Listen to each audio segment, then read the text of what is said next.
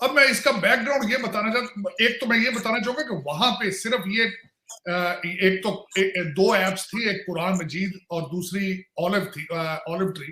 ये दोनों को बंद किया गया वहां पे, और इसकी वजह से जो तजब्जब जो मुसलमान कम्युनिटी में है।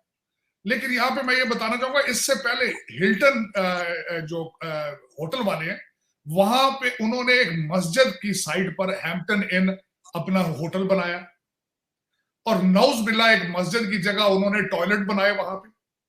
और मैं यहाँ पे जो हिस्टोरिकली देखें तो उसमें 2017 से लेकर 2020 तक 16,000 मसाजिद या तो जुजवी तौर पर उनके मीनार जो है वो डिस्ट्रॉय कर दिए गए हैं, या मसाजिद शहीद कर दी गई।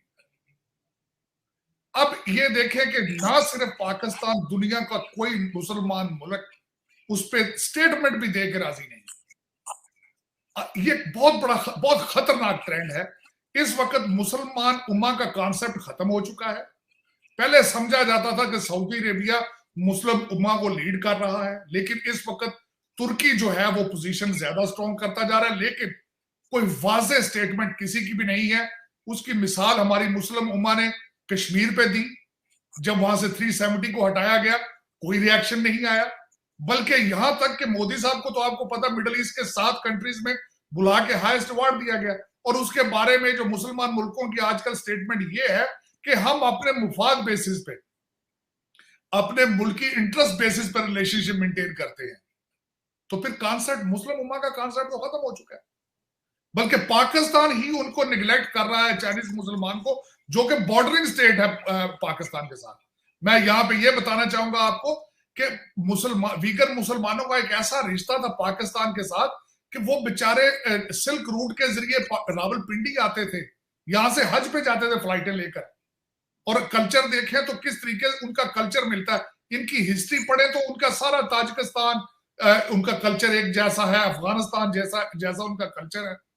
तो इस वक्त पाकिस्तान ना सिर्फ बिल्कुल उस पर खामोश खड़ा है उनके हालात पर, वहां पे 3 चीजें मैं मुसलसल नोट कर रहा हूं कि वहां पे क्या कर रहे हैं। एक तो जबरी मुशक्कत ली जाती है उनसे, उनको जबरी कैद में डाला जाता है, उनकी आ, उनकी आ, उन, उनकी बच्चों को कंट्रोल किया जा रहा है, पैदाइश पे ये की जा रही है। उनकी खवात वहां पे रेप को एज ए सजा के तौर पे यूज किया जा रहा है। उनकी शादियां की जा रही, दूसरी चाइनीज मुसलमान वीगर मुसलमानों की शादियां वो दूसरे चाइनीज के साथ करते हैं। और बेचारे इस वक्त उनके हालात इतने खराब हैं कि अब वो अफगानिस्तान पे भी वो जोर दे रहे हैं, तालिबान पे, और तालिबान भी चाइनीज गवर्नमेंट से एग्री कर रहे हैं, और पाकिस्तान भी एग्री कर रहा है उनके साथ। लेकिन इसमें मैं चीमा साहब ये एक बात ये जरूर कहूंगा कि पाकिस्तानी गवर्नमेंट ने चाइनीज वीगर का साथ तो तब दें अगर वो पाकिस्तानियों का साथ देने के काबिल हो। इस वक्त तो पाकिस्तानी गवर्नमेंट पाकिस्तानी शहरियों को नहीं बचा सकती, ना लॉ एंड ऑर्डर प्रोवाइड कर सकते हैं, ना महंगाई से बचा सकते हैं। और मैं 2 चीजें यहां मेंशन करूंगा कि अगले दिन एक इरशाद भट्टी साहब ने कहा कि इस वक्त 20,000 लोग हैं हमारे एलीट क्लास के जो डबल नेशनल है। तो मेरे ख्याल में पाकिस्तान को उन 20,000 लोगों ने यरगमाल बना रखा है, जिनकी एक टांग इंग्लैंड में है या अमेरिका या कनाडा में है, दूसरी टांग लूटने का एक तरीकाकार उन्होंने पाकिस्तान बना रखा है। और वो जब दिल होता है टिकट लेके इधर आ जाते हैं, जब दिल होता है वहां चले जाते। आपके सियासतदान भी, एस्टेब्लिशमेंट भी, आपके जुडिशरी भी, सारे तो 20,000 लोग हैं जो जिनके हालात ये है। आपकी सियासी हालात आजकल ये है, मैं उसका भी एक अपने मारूफ जर्नलिस्ट है उनका कोट देना चाहूंगा। साफी साहब ने अगले दिन कही बात कि अंडर गिवन सर्कमस्टांसेस कैबिनेट में से 5 लोग, उन्होंने चैलेंज किया है कि 5 मिनिस्टर भी खान साहब के साथ नहीं खड़े होंगे। आपके इंटरनल हालात ये हो तो आप चाइनीज मुसलमानों का क्या करेंगे? आप अपने मुसलमानों को नहीं संभाल पा रहे। आपके बॉर्डर के ऊपर टीटीपी जो है मुसलसल हमले कर रही है। काबुल के अंदर, अफगानिस्तान के अंदर हर फ्राइडे को शिया मस्जिद में सुइसाइड अटैक होते हैं। हालात इतने खराब हो चुके हैं कि चाइनीज मुसलमानों के लिए तो पूरी मुसलमान दुनिया को बिल्कुल आवाज उठानी चाहिए, लेकिन पूरी मुसलमान दुनिया की हालात इस तरह, मिडल ईस्ट के मुमालिक ऐसे वो चलाते हैं जो हमारे अरब कंट्रीज को, जिस तरह बाप की प्रॉपर्टी होती है, नो कॉन्स्टिट्यूशनल राइट्स तो है नहीं है वहां पर। बादशाह का बच्चा चाहे अंधा हो लगड़ा, उसने बादशाह बनना है। उनके हालात ये हैं, फंडामेंटल राइट्स कोई नहीं है। एक एक बादशाह के 50-50 बच्चे हैं, वो किस तरीके से ह्यूमन राइट्स की बात करेंगे जब उनके अंदर ही कोई हालात नहीं है। 4-4 6-6 बीवियां लेके हरम, वो 15वीं सदी के हरम बना के वो फिर रहे हैं। वो तो इस तरह ममालिक थोड़ी चलते हैं चीमा साहब। असल में हम मुसलमानों के हालात तो एक मजाक बन चुका है कि मेरा मकसद है कि जिसको मैं, और पाकिस्तान, अफसोस होता है मुझे देख देख के कि जो पाकिस्तान के हालात हैं, पॉलिटिकल इंस्टेबिलिटी, आज अभी तक चीमा साहब आपको भी नहीं पता कि आपकी गवर्नमेंट कौन चला रहा है, आपकी गवर्नमेंट कौन चला। जिस तरीके से आईएसआई के डीजी की अपॉइंटमेंट पे जो इस वक्त आप खड़े हैं, इससे लग रहा है कि डीजी आईएसआई चला रहे थे गवर्नमेंट। अगर वो पेशावर चले जाते हैं तो गवर्नमेंट खत्म हो जाएगी। मेरे ख्याल में तो यही इमेज है। ये ना सिर्फ आप पाकिस्तानियों के लिए भी ये सवालिया निशान है, वॉशिंगटन डीसी के लिए भी ये सवालिया निशान है कि इस वक्त गवर्नमेंट कौन चला रहा है, गवर्नमेंट आगे किसकी आएगी, पीछे गवर्नमेंट। इस तरह तो हालात नहीं चलते। आप देखें ना, आपके पड़ोसी मुल्क आपको कैलकुलेट करके बैठे हैं। कभी वो कहते हैं सर्जिकल स्ट्राइक करनी है, बंगाल ऑफ बे के अंदर जो है वो एक्सरसाइज हो रही है मालाबार। मेरा मकसद, आपने पहले क्वेश्चन में कहा कि वो नया क्वाड बनने जा रहा है। ताइवान के हालात कुछ और है, अफगानिस्तान के फाइनेंशियल हालात कुछ और है, वहां पे लॉ एंड ऑर्डर के हालात कुछ और है। सी पैक आपका रुक चुका है, वो आपसे $28 मिलियन मांग रहे हैं। उनका जो दासू डैम जो है वो बंद हो चुका है मनसूबा। मेरा मतलब ये इस तरह खासा आज जो हालात बन चुके हैं, अगले दिन बड़ा शोर पड़ा है वहां पे पेट्रोल बम के बारे में। पेट्रोल बम देखें, ये हकीकत है, दुनिया के अंदर सप्लाई चेन रुक चुकी है, महंगाई का दौरा है। आज खान साहब ने भी बड़ी जज्बाती तकरीर की महंगाई पे। चीमा साहब वो तकरीर तब सुनते लोग अगर आपकी कैबिनेट में सारे बिलियनर ना होते।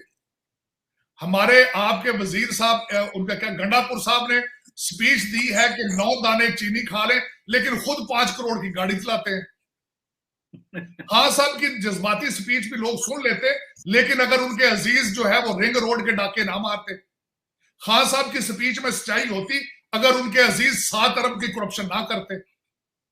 मैं यहां पे एक चीज कोट जरूर करूंगा, जब ईरान के हालात बहुत ज्यादा खराब हुए थे तो वहां पे एक बीबीसी का नुमाइंदा गया, तो उन्होंने एक टी स्टॉल के ऊपर एक चाइनीज से पूछा कि यार, इमाम खुमैनी ने ईरान को तबाह करके रख दिया है, तुम्हारा इसके बारे में क्या ख्याल है।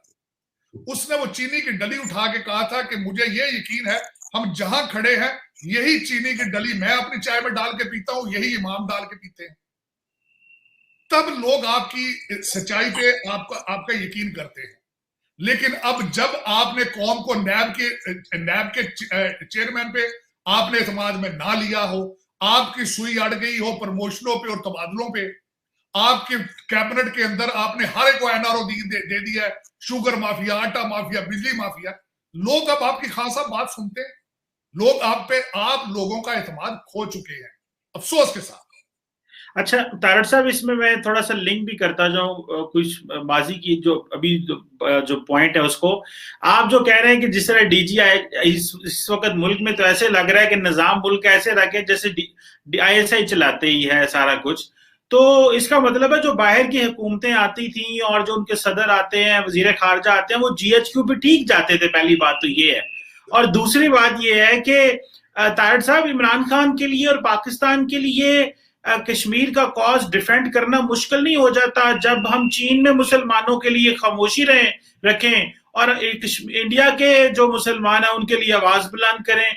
तो ये जरा इस पे बात करें कितना ये, और फिर वेस्टर्न मीडिया तो और क्रिटिसाइज करता है, वो आके सवाल ही ये पूछता है कि आप बताएं ये चीनी उगर्स का मसला क्या है। तो इमरान खान कहते हैं मुझे पता ही नहीं है कि ये मसला क्या है, मैं इसको चेक करूंगा। तो पाकिस्तान के पास क्या ऑप्शन है कि हम इस मसले को, अगर हमने कश्मीर के मसले को जिंदा रखना है तो क्या चीन से बात करनी पड़ेगी, या कि इसी तरह क्योंकि चीन से कारोबार है, पैसे आते हैं, तो सी पैक है, गवादर है, तो खामोशी इख्तियार करनी पड़ेगी। ये तो फिर डबल स्टैंडर्ड हो गए। बिल्कुल, हमारी हर गवर्नमेंट ने इस पे खामोशी इख्तियार की है। खान साहब को हर वेस्टर्न जर्नलिस्ट जो भी गया पाकिस्तान में, उसने इंटरव्यू में पूछा है कि वीगर मुसलमानों के लिए आप क्या कर रहे हैं, तो खान साहब का जवाब यही था, हमने बात की है बंद कमरों में बैठ के। कोई उसका जवाब नहीं दे सके, ना खान साहब दे सके, ना कोई बंदा दे सके, और पिछले से दूर जो प्राइम मिनिस्टर वो भी नहीं दे सके। आपको बैलेंस करना पड़ेगा, आपको बताना पड़ेगा कि आपको कश्मीर के मुसलमानों का दर्द है, लेकिन आपको चाइना के मुसलमानों का कोई दर्द नहीं, ये तो आपको बताना पड़ेगा, लेकिन आप नहीं बता सके, कासर हैं आप। ये उसमें चीमा साहब सिर्फ इसी का कासर नहीं। आप मुझे ये बताएं, आप इस वक्त आपको पता है कि आप चाइनीज कैंप में है या अमेरिकन कैंप में है या किसके कैंप में है? आपके पास कैंप है भी या नहीं है? आपके पास तो कुछ भी नहीं है इस वक्त मेरा, बस आपको पता ही नहीं है कि अफगानिस्तान में